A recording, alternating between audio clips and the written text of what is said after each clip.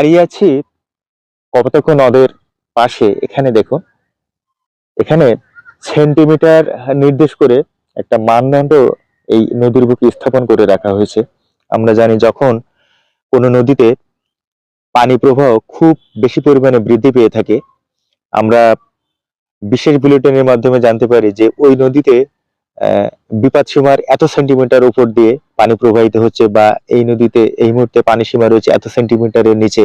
এই যে সেন্টিমিটার যে নির্দেশ করা হয়, পরিমাপ করা হয়, এই হচ্ছে সেই মানদণ্ডটা নদীর বুকে স্থাপন করা রয়েছে। আমি যদি রেড একটা চিহ্ন রয়েছে, লাল চিহ্ন রয়েছে, ওখানে দেখায় যে 20 এবং 19 এর মাঝখানে লাল চিহ্নটি স্থাপন করা রয়েছে।